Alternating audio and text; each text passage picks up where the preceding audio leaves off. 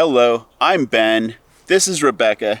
That's Denny, the expedition vehicle, and today we're coming to you from headquarters in Seward, Alaska, because we are between adventures. We're going to share today with you the things we love about our 4x4 expedition vehicle, Denny. This is a perfect complement to a video we made a couple weeks ago called All the Things We Hate About Our Expedition Vehicle. But we want to put a preface out there that we love this truck. It is amazing, and the traveling that we can do with it is astounding. But this is an opportunity for us to tell you all the things we love and hate about it so that you can have something to chew on if you're thinking about buying or building one of these trucks. Because whether we knew it or not, there were some things we knew going into it and we compromised on. And then there were some things that were a surprise to us, both on the love and hate side, and we want to share them with you so you can use them to your advantage. So we've arranged our list in a very logical manner, starting off with lifestyle, the chassis, and then the camper box. Obviously, so starting off with lifestyle. Traveling in this truck is very liberating. You have that feeling like nothing can stop you. And combine that with the fact that it has a lot of the features of a traditional RV, knowing everything that you have or need to exist is rolling down the road with you, it really frees your mind. The thing about this truck is that it's big, but not too big. And it had all of the systems that we felt were really important to have in our expedition vehicle. It also fit within the budget of what we were willing to spend on a truck like this. And it has a roof over our head, a bathroom, and a kitchen. All of the things that make life sustainable and a little more comfortable than a rooftop tent.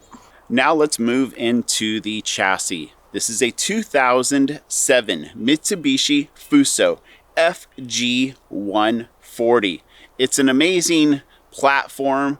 It's affordable, it's practical, it's reliable. It is literally everything to us. And something just from this perspective that I'll be able to share with you is that it has a very short wheelbase. So leveling it out is super easy front to back and even side to side. We just put the little orange blocks under there, and that way everything drains properly inside the camper. Moving inside the cab of the truck, in our hate video, we talked about not loving that we don't have great visibility when looking up out of our cab. On the flip side, something we love is that we have tremendous road visibility, basically a 180-degree view, and you're up high, so you can see everything. The cab of this truck is also quiet, which was really important to us because I'm have a pretty soft voice, and we record videos all the time. We worry a little bit that might change if we put a pass-through in, but we'll deal with that when it happens. We also love that this truck will go anywhere. You can drive it in small towns and cities that have roads from before cars existed, or you can drive it out in the middle of nowhere and you need 4x4. And lastly, the fact that it's easy to drive. First time I drove this truck, I whipped it into a parking spot at the grocery store on the first try. Honestly, it's easier to drive than our F-150. Some more things we love about this truck chassis is that it's not overly complicated. Now, there are benefits to having air and hydraulics built into the chassis of a truck because that allows you options for accessories. But in the end, this is just a standard diesel truck. Also, it has factory four-wheel drive, which is good in the sense of you can find parts from Mitsubishi, and nothing against aftermarket adding four-wheel drive systems. They can be extremely good, but if at all possible, I would much rather have it directly from the factory. This chassis, it's also pretty darn heavy duty. A lot of the big problems with truck campers is going to be exceeding your gross vehicle weight ratio. So our gross vehicle weight ratio rating is 14,050 pounds. And last time we were on a scale, we were at 12,500 pounds. So that leaves 1,500 pounds of accessories and additions that we can add to this truck. And that weight was when we first bought it, and we had so much more junk in here that we didn't need. So we might be rolling down the road weighing 12,200 pounds right now. Ben touched on the fact that this truck isn't overly complicated. I'm going to touch a little bit more on the simplicity of the truck. Our method that we employ with trucks always is the KISS method. Keep it simple, stupid. So we have a manual transmission. We have manual locking hubs, a real transfer case, so actual high and low four-wheel drive. We also do not require ultra-low sulfur diesel or DEF fluid, which is why we chose a 2007 chassis. That was the last year they did that. And a question everybody always asks us, what's the fuel economy on our truck? It's actually pretty good. We get as low as 11 and as good as 14, depending on how quick we're driving, how the speed of the truck and what kind of road we're on. But pretty much average 11.5 to 12 miles a gallon. A little more about the fuel system that we love is the fuel capacity.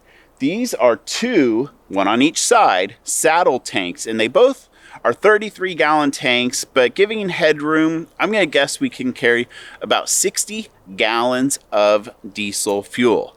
And then one other thing I want to touch on about the chassis is that it does have some of the basic nice features that you would want a modern vehicle to have. Power windows, power locks, and air conditioning. Not all expedition vehicles have these simple luxuries. A few things we really love about the suspension on this truck, starting with our parabolic leaf springs. These are aftermarket from Earth Cruiser. The truck came this way for us, so we can't speak to what it was like beforehand, but we've heard from other Fuso owners that it makes a tremendous difference in ride quality. Secondly, the wheels, when they come from the Fuso factory, are dualies on these trucks. We have aftermarket super singles instead. And this is really nice because when you're traveling off-road, you don't have to worry about rocks getting stuck between the wheels. And they are lined up in such a way that the front and the back tire are in alignment, easy to level out, and all of those good things. Lastly, and probably the most important thing before we bought the truck, is that the tires are reasonably priced. We looked at some LMTVs where the tires are a couple grand a piece, and instead we have tires that are $250 and we need to replace 5 of them on a regular basis. A lot more reasonable than 6 or 7 that you would have on a big LMTV at $2 grand. In our opinion, the Fuso chassis is also very easy to maintain. The cab-over-engine design gives you phenomenal access to components of the engine that you would normally have, like a cowling or a fender well or so many obstacles in the way. But you literally, I'm not going to do it now because I don't want to clear out the cab, and if you don't clear out the cab, you can bust the windshield. But you just pull these and you tilt the entire thing up. The day-to-day maintenance items, the air filter, it is right here. Literally 3 clips, drops right out. Our fuel filter housing, right here. So easy to access.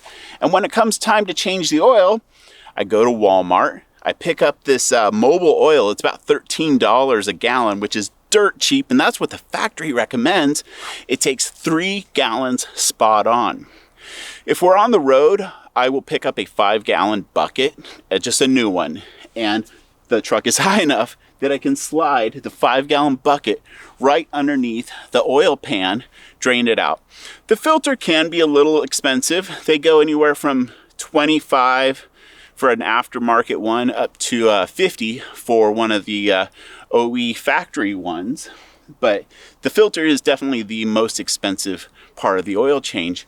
But also there are grease fittings, Zerk fittings, around the vehicle, and on the driveline and on the suspension. It is all super easy to access. Well, the reality is that at some point the truck is going to break down. It's inevitable, and it's always going to be at the worst possible time in the worst possible location under the worst possible conditions. But the one thing that you do have control over is how easy it is to get parts for your vehicle. And that's another reason that we picked a Mitsubishi Fuso, because they fall under the Daimler umbrella. And that means we have access to parts globally, as well as service. Let's transition into the camper, or also known as a habitat. This is a DIY camper. We're the third owners of it, but somebody in the Georgia area had it built from a horse trailer company, steel frame, aluminum walls, so it's not composite, but it is a very, very well thought out build in the sense of the interior layout. Simple things like you might consider having your steps right here outside is good, and that is nice. But when you're in an overland expedition vehicle, if they're stored underneath there, the mud is going to get to them. And we have gone down some wicked roads. But all we do, steps, go right here by the front door and come out, and they're clean. So now, let's head inside. Welcome to our home on wheels, and thank you to my very thoughtful husband for turning on our heater. We're going to talk a little bit more about this later. It's one of our favorite features, but stove/heater, fantastic. First things first, coming into the actual camper was the storage. Ample storage space available in a size like this. So we have cabinets above and cabinets below, one of which my favorite feature are the sliding bottom drawers on both sides. There's also one on this side where we keep all of our flours and sugars and things for baking. Then we have our dinette. This actually houses our batteries below, and then there's still room on top for us to store things. We've also added some storage up here above the dinette on both sides. Very basic, but it does the trick. Had a friend actually build some storage shelving for us on this side of the kitchen, as well as over here. We've got storage for our bathroom things, plus 3 hooks apiece. In addition to that, we also have storage under the bed. This goes clear back against the wall. So we store our laundry, as well as our backpacks and a personal care box and our printer and things you need access to regularly, but you don't really want them sitting out every day. Lastly, we've got storage up here above our bed. So this side's a little shorter, more narrow, I should say, and this side's a little wider, but this is where we keep all of our clothes, socks, underwear, hats, things, jewelry, things of that nature. We even have storage under the bed. So this bed is raised, you can tell, and you'll see it outside, but the entire back half of it is storage accessible from the exterior. And it's 6 by 3 by 4 feet. So tons of space for us to keep. Like Ben said earlier, everything we need to exist so it rolls down the road behind us. I'll expand a little bit more on the bed area, but before I do so, I don't want to forget headroom. Not all of these campers have enough headroom that you can stand upright in without bonking or slouching. I'm 6 foot, and I'm guessing there's about 3 inches of headroom there. Now, for the bed, there is headroom, but for certain romantic positions, there's not enough headroom. But we do love the bed. It's a full-size queen. This is a small camping unit. Not all small camping units have full-size queen beds. There's could be a double or an RV queen. We dealt with this on the last motorhome, and I know a lot of people deal with it. We don't have the problem of condensation under our mattress. And that's because, we'll get into it later, but this whole box camper unit is pretty much heated. So there's, in a sense, radiant heat everywhere. And we also enjoy being able to have movie night. There's a DVD case. We have the big pile of DVDs in a storage box in back, and a 12 volt TV, DVD combo. And when the weather sucks or you just want to chill out, movie night is amazing. Going back and talking a little bit more about the storage, something that's important in our household, given that we were raised as only children, is the division of space and equal space. So we each get 1/2 of this side of cabinetry and 1/2 of this side. Let me tell you, somebody measures sometimes. Then we have 2 separate spaces, and we used to try to share this space, and then we were like, why don't we each just get half of it, and then someone doesn't have to be dealing with, the bits and pieces that someone else has. We also have 3 hooks, so we each have space to hang our clothes. It just makes life a lot easier for us. Talking about the bathroom, I'm gonna say there's not a lot that I'm absolutely in love with about this shower and bathroom, but the fact that we have one, a place to go to the bathroom of our own, a place to shower of our own, was absolutely critical in my opinion. The one thing I will say I really do love about it is the shower itself. We have an oxygenic shower head. This RV EV actually has a really powerful water pump, so you take these amazing high-powered hot showers just like many times better than what we had in our old motorhome. So I love that feature, and just it's a really reasonable amount of space. Let's touch on the electrical system. So first off, we have 520 watts of solar on the roof. Those are 2 pretty good sized panels putting out a good amount of solar. There's a 45 amp charge controller. There's 300 amp hours of battle-born lithium batteries, a 2000 watt inverter to convert over DC power to AC power for like running the Instant Pot or anything that requires AC power. But this vehicle is single fuel source, meaning it only takes diesel. I guess solar and electricity is a fuel source, but I'm more referencing that there is no propane tank. This is a 12-volt refrigerator. It took a while to find our groove with it, and sometimes we curse it out, but overall we love the idea that it is 12-volt and we don't have to deal with propane.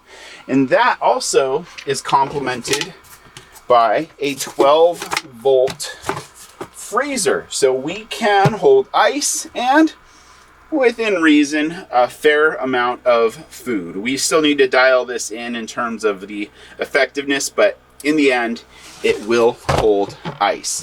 And then, since I'm here, this sink, it's kind of dirty, don't get too close. But this is a nice sink. It's round and it's really deep. That we're actually very pleasantly surprised that we liked the sink that was in here. Since I'm talking about plumbing and water type of stuff, we hold a fair amount of water. So there's a 40-gallon fresh water tank. The water heater holds, give or take, about 5 gallons of water. The cassette toilet, that has its own tank, and that's give or take about 4 gallons of water. Then right down here, we like to keep drinking water separate. Not that our tanks are compromised, but drinking water is drinking water. So we'll, depending on the adventure, carry 5 to 8 gallons. And also, just since I'm here, this little 12-volt pump is absolutely amazing. It's rechargeable off a micro USB, and drinking water is just a push of a button away. Since we're talking about plumbing, let's venture into the Thetford cassette toilet. So this is the door, access the toilet. Ben mentioned that we have this separate tank for the cassette toilet, and all you have to do is unscrew it, open it up, and fill it up with fresh water. It even has a little gauge in here so we can see how much water is in there and when we need to fill it up. So I really love that feature. We put a little soap in here so that the toilet gets a little wash every time we flush, and it's fantastic. We'll say that what we love about the Cassette toilet is that we don't have a black tank. We don't have to go finding a dump station. On the flip side, we are having a hard time finding parts for our Cassette toilet. It's not really that old. This truck was built in 2013. This video is being made in 2020. But we would have to order parts from the UK if we can even get them. And so we're venturing towards the possibility of a composting toilet, since something's going to have to give anyway. Let's talk about gray water now. We have a really simple 15-gallon gray water tank. It's on the outside, which is probably the thing we don't love about it because it can freeze. But it's super easy to just let the water go with the turn of a button. And as Ben likes to say, it's as easy as letting the truck take a leak. So you get the drift. No black tank, that's it. And Ben already talked about the 40-gallon water tank, freshwater tank. So now you've seen our plumbing system. Let's move into the cold weather features of this camper box. It doesn't really have too many hot weather features yet. We still need to add AC, but it handles cold really, really well. So it's not composite. Yeah, that's a weak link, but there is about 2 inches of foam panel insulation in the walls. It does hold its heat very, very well, but there is that thing called thermal transfer, which you'll learn about in the Things We Hate video. But there are 4 forms of heat in this vehicle. That is amazing. So since we're back here, we're going to start off with this thing called the SPAR. This is a diesel hydronic heater, meaning it fires diesel to heat the water, but this is tied into the engine coolant system as well. So we can use it to preheat the engine on extremely cold trips, but we can also use it to keep the camper warm when we are camping. As Ben mentioned, the SPAR system is hooked into our engine, so I'm going to elaborate a little bit about that. While we're driving, the coolant circulates through the engine, gets warm, it circulates back through the SPAR system and heats our camper. This is amazing. For example, last winter we drove down the Alcan, had minus 20 degree weather days. We would set the thermostat to 68, turn off the truck when we were done at the end of the day because we can preheat it and warm it back up for the next morning, and walk into our 68 degree temperature camper, put our nightgown on and go to bed. I didn't even wear socks. It was amazing. That's kind of what we love about this truck. On the flip side, then the next day, because the SPAR was running all night long, our engine stayed warm. We didn't have to worry about the diesel not being able to start in minus 20 degree temperatures. That was form of heat number 2. Moving into form of heat number 3 comes from our Wallace diesel stove. You cook on it and it heats the camper. It is literally like having a campfire in the camper. Another really cool feature is the combustion air for the little burner unit. It takes humid air from inside the camper, burns it, shoots it out the exhaust. And if you've done much cold weather camping, you will know that condensation is probably one of your worst enemies, aside from the bitterly cold elements outside could do you in. But condensation, pain in the hind quarter. This thing is amazing because it's quiet. It also sips diesel fuel. It's pretty much negligible, the amount of fuel it consumes. And on high, it only draws 3/4 of an amp of electricity. So this could run for days upon days. Fourth and final heat source would be to plug into regular shore power. We've got one plug-in back here that is hooked up to it, and we have actually used it. We have a small little electric heater that we plug into that. There was a point when we were in Boston a couple of years ago, pretty chilly. The SPAR was broken, we were waiting for parts, and our Wallace stove didn't have the heater lid on it yet, so you couldn't really use it like a regular heater. It worked. Tiny little heater, electric heater, kept us nice and warm and cozy until we got the SPAR fixed. Sticking with the theme of wintry type of stuff, this camper, it is extremely easy to winterize. The cassette toilet, I don't want to do it right now, but it is literally just a matter of pulling this little clear tube, tipping it out, and letting it all drain. As for the water heater, it's packed back there, but trust me, there's a valve that I open and the water just completely drains out. And then there is also access on top of the water tank, so you could get in and soak up any water that's in there. But other than that, winterization is literally that easy.